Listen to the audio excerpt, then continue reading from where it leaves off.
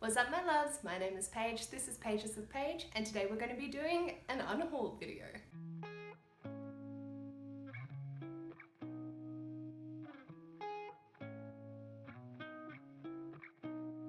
So I've been one of those people that were adamant that I was never going to get rid of a book, I wasn't ever going to unhaul them, and when I moved into my place and had books coming both from my parents' place, my old place, and then acquiring new ones, I realized there are some books I'm just really not interested in. So I have 27 books here that I'm going to be unhauling, and I also have another 20 that my mum has kept aside that I was going to unhaul, but she's like, nah, I want to read these ones. So I'm going to save them until she's read them and then make a decision whether they stay or go. So April was kind enough to send me the hardcovers of these 3 books. One I have read, 2 I have not, but I'm still excited to get to them. So yeah, the first one that she gave me the hardcover of was Assassin's Apprentice by Robin Hobb.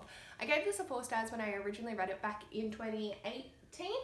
And I find that it's just a really slow beginning, but since reading the second and the third, I absolutely adore the series, so I'm so thankful that she gave me the hardcover version. I'm also not going to be going into any detail about what these books are, mostly because I don't know except for Assassin's Apprentice. I'm probably just going to donate them to a local charity shop unless a mate in Australia wants it. I can ship it to them for postage or whatever the case may be. The next is a paperback version of The Bone Witch by Rincha Pecco. She gave me the hardcover and I absolutely adore it. I have the Heart Forger in hardcover, and so she was like, yeah, I'll just send it to you. It's not something that's held my attention, so I'm happy to pass it along. And I'm like, sweet. So now I have the matching hardcovers. It's nice when you're able to get the matching ones. And the last one she sent was the hardcover version of The 7 Deaths of Evelyn Hardcastle by Stuart Turton. I do know this has really bad fat shaming in it, since they're waking up in a new body every day, and when they get to a fat person's body, it's like the descriptions of it are really uneasy. So yeah, I'm cautious about going into this. So then the rest were ones that came from my place,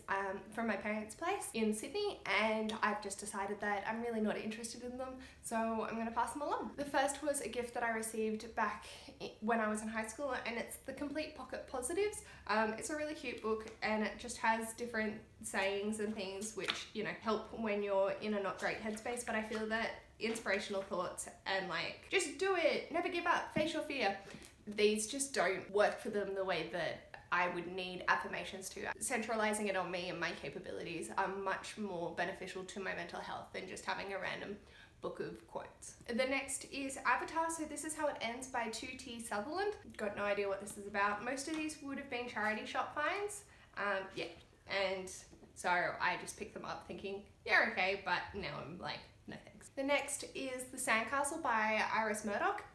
Very old. Next is The Salamander by Morris West. The next is The Love Knot by Elizabeth Chadwick. This is hard being like, I genuinely have no idea what any of these books are about. The next is On Borrowed Time by Evan Green. The next is The Dice Moon by Luke Reinhardt. Oh lord, what the shit? The next is Child 44 by Tom Rob Smith. The next is The Exodus and the Olive Tree by Thomas Friedman. The next is A Closed Eye by Anita Bruckner. The next is 10 Short Stories You Must Read This Year, which came out in 2009, I think. Next was when I was working at bookstores, I got the Penguin Teen Australia Super Proof 2018. So this just has excerpts of quite a few different books, which is similar to Data Book 2018, First Dates. I don't know if this is my sister's or not. I'm pretty sure it is, but I don't think she really wants it. So it's Love Struck by Melanie Labrie. The next one I'm contemplating not unhauling just because it's by quite a renowned author, and that's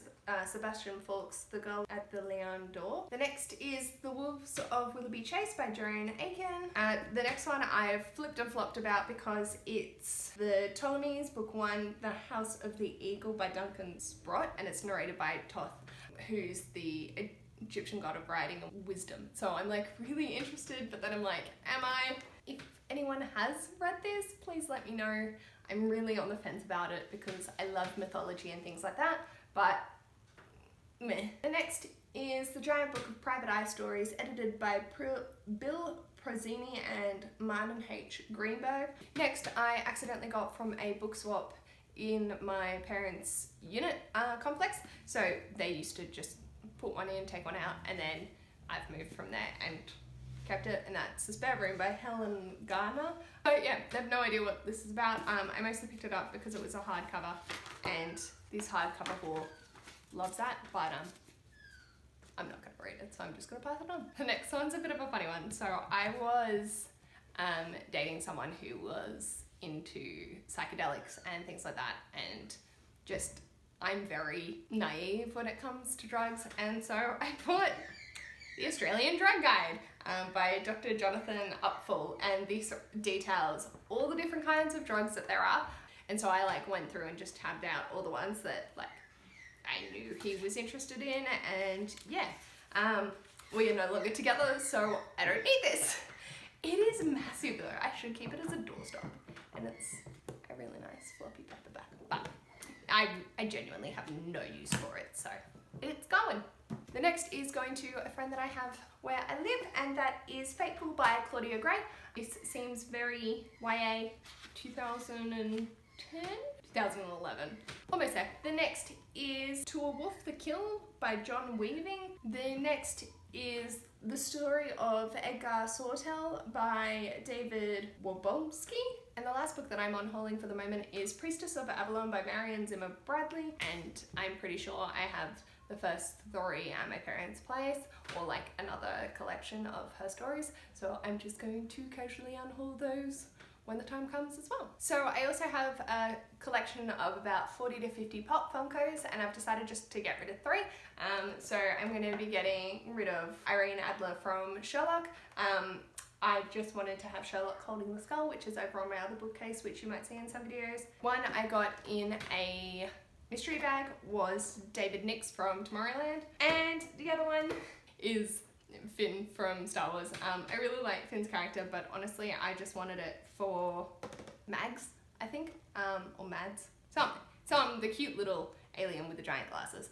So I got Finn as well, and then have decided, nah, I'm good. Let me know in the comments, are you an unhauler, or do you keep every single book that you buy? I definitely am leaning more towards keeping most books, but if there's something that I just know I'm never gonna read, then getting rid of it and passing it on. And if you like this video, feel free to give it a thumbs up, and if you'd like to see more of this mess, feel free to subscribe, and I'll hopefully see you in my next video. Bye!